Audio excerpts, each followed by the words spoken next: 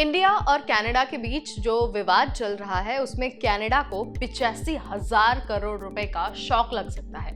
इस विवाद के बीच इंडियन स्टूडेंट्स की चर्चा जोरों पर है और ऐसा इसलिए है क्योंकि लाखों छात्र एक बड़ी संख्या में हर साल कनाडा जाकर पढ़ाई करते हैं। जो इंडियन स्टूडेंट हैं वो कनाडा की अर्थव्यवस्था और यहाँ के कॉलेजों के लिए पैसे का सबसे बड़ा स्रोत है। एक्सपर्ट्स का ये मानना है कि अगर ये विवाद और अधिक बढ़ता है और स्टूडेंट को लेकर नियमों में बदलाव किया जाता है तो कनाडा को एक बार में 85,000 करोड़ का झटका दे सकते हैं इंडियन स्टूडेंट्स। अब आप सोच रहे होंगे कि क्यों, मैं ऐसा क्यों कह रही हूँ, क्यों आखिर 85,000 करोड़ रुपए का शॉक कनाडा को लग सकता है। तो चलिए आपको सब कुछ बता देते हैं इस वीडियो में बहुत आसान भाषा में।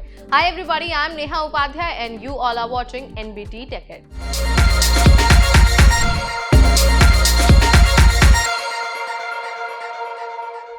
तो सबसे पहले दोस्तों ये जान लेते हैं कि आखिर कनाडा में कितने भारतीय छात्र पढ़ाई कर रहे हैं।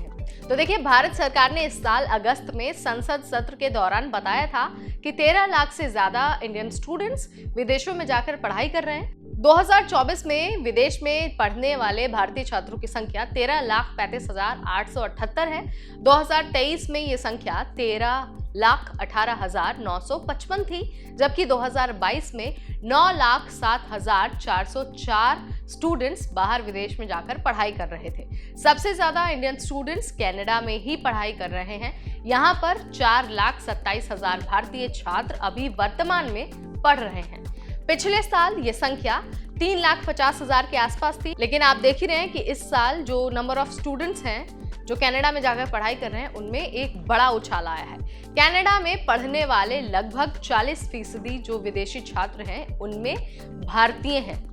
अब आपको ये बता देते हैं कि इंडियन स्टूडेंट्स कितनी फीस पे करते हैं। तो देखिए, कनाडा भले ही इंटरनेशनल स्टूडेंट्स को लेकर अपने नियम सख्त कर रहा है, लेकिन कनाडा की जो अर्थव्यवस्था है उसमें विदेशी छात्रों का बहुत बड़ा योगदान है। इसकी सबसे प्रमुख वजह है स्टूडेंट्स द्वारा दी जाने वाली फीस। वैसे तो कनाडाई नागरिकों के लिए कॉलेज की फीस काफी कम होती है, लेकिन वही फीस इंटरनेशनल स्टूडेंट्स के लिए 4 गुना ज्यादा होती है। एग्जाम्पल के लिए, कनाडा के नागरिकों को जहां 2 लाख रुपए फीस देनी होती है, वहीं जो इंटरनेशनल स्टूडेंट्स होते हैं जिनमें इंडियंस भी शामिल हैं उन्हें 8 लाख से ज्यादा रुपए फीस देनी होती है। लेकिन इंटरनेशनल स्टूडेंट या फिर भारतीय सिर्फ ट्यूशन फीस के जरिए ही नहीं बल्कि वहां पर जॉब करके भी कनाडा की इकोनॉमी में योगदान देते हैं। इसके साथ ही स्टूडेंट्स रहने और खाने के लिए जो खर्च करते हैं उसका भी कनाडा की इकोनॉमी में सीधा सीधा योगदान होता है। उसकी इकोनॉमी को उसकी जरूरत होती है। 2022 के डाटा की अगर हम बात करते हैं तो कनाडा को $10.2 बिलियन यानी कि 85,000 करोड़ भारतीय छात्रों के जरिए मिले हैं। यह डाटा काफी चीख कर ये बता रहा है कि किस तरह भारतीय कनाडा में योगदान दे रहे हैं। आपको बता देते हैं कि कनाडा में 2022 में 1,70,000 जो नौकरियां हैं वो भी भारतीयों की वजह से पैदा हुई थी, जबकि विदेशी छात्रों ने कुल मिलाकर 3,70,000 नौकरियां पैदा की। सिर्फ इतना ही नहीं बल्कि कनाडा की कई सारी यूनिवर्सिटीज ऐसी भी हैं जो भारतीय छात्रों के भरोसे ही चल रही हैं। ऐसे में अगर इंडियन स्टूडेंट्स कनाडा जाना बंद कर देंगे तो कनाडा की पूरी अर्थव्यवस्था हिल जाएगी।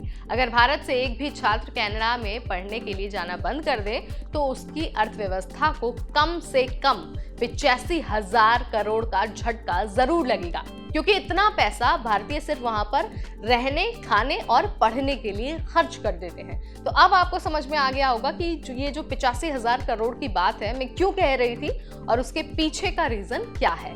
What's your opinion on this? मुझे कमेंट के जरिए जरूर बताइए। ऐसी वीडियोस हम आपके लिए लाते रहेंगे सिर्फ और सिर्फ एनबीटी टेक एड पर।